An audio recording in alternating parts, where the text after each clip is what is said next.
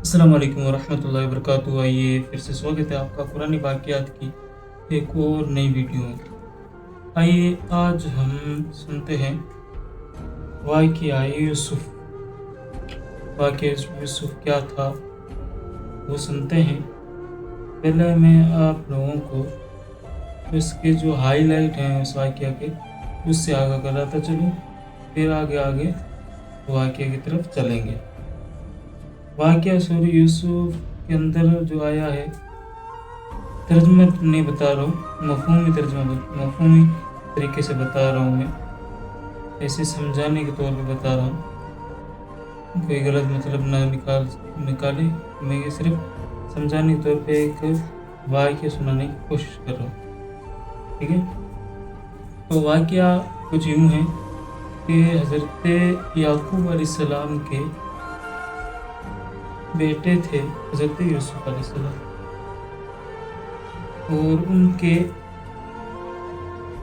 11 बेटे अलग थे और हज़रत यूसुफ़ अलैहिस्सलाम के दो ये अलग थे, और वो 11 अलग माँ से थे शायद, और ये अलग माँ से थे। तो फिर क्या हुआ कि हज़रत यूसुफ़ अलैहिस्सलाम सबसे खूबसूरत थे इन भाइयों में से, जितने भी भाई थे यूसुफ़ अलैहिस्सलाम के, इन सब के अंदर से खूबसूरत जो थे हज़रत यूसुफ़ अलैहिस्सलाम थे, और हज़रत याकूब अलैहिस्सलाम के दिल के नज़दीक सबसे ज़्यादा भी हज़रत यूसुफ़ अलैहिस्सलाम थे। तो कुछ हुआ यूँ कि भाइयों के दिल के अंदर जलन पैदा हुई कि हम यूसुफ़ को किस तरीके से बाप से जुदा करें, यानी कि याकूब अलैहिस्सलाम से हज़रत यूसुफ़ अलैहिस्सलाम की मोहब्बत कैसे ख़त्म करें, कैसे इन बाप बेटों को दूर किया जाए।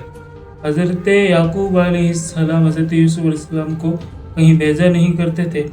एक दिन हुआ कुछ यूँ कि वो दोनों वो सारे भाई हज़रत याकूब अलैहिस्सलाम के पास में आए और कहने लगे कि अब्बा जान, हम यूसुफ़ को भी अपने साथ बकरियों के अंदर ले जाना चाहते हैं।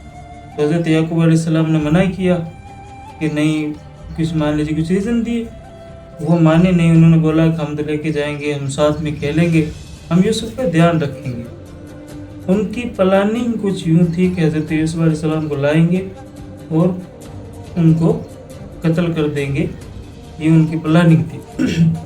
वो लाए, और लाने के बाद उन्होंने हथकंडा ये अपनाया कि हज़रत यूसुफ़ अलैहिस्सलाम को तो उन्होंने एक कुआं में फेंक दिया, और हज़रत यूसुफ़ अलैहिस्सलाम का जो कुर्ता था उसके ऊपर किसी जानवर का खून लगाया, और हज़रत याकूब अलैहिस्सलाम के पास रोते हुए पहुँचे कि अब्बा जान, यूसुफ़ अलैहिस्सलाम को तो भेड़िए उठा के चले गए।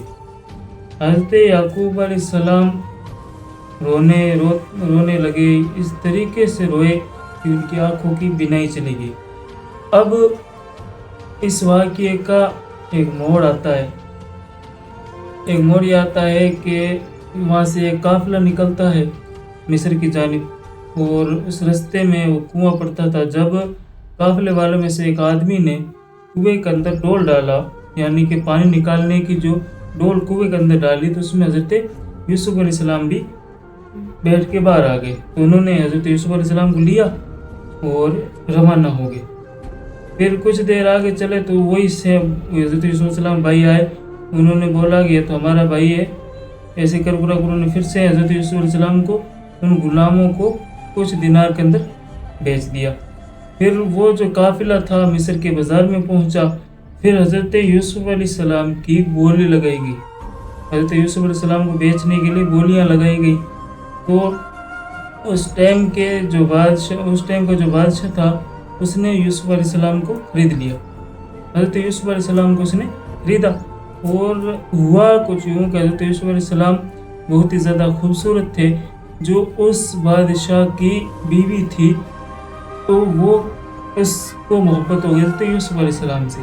उसने मान लीजिए कि मुँह काला कराने के लिए बोलना नहीं चाहिए, कि जैसे मान लीजिए कि गलत काम करने के लिए हज़रत यूसुफ़ अलैहिस्सलाम को अपनी तरफ बुलाया।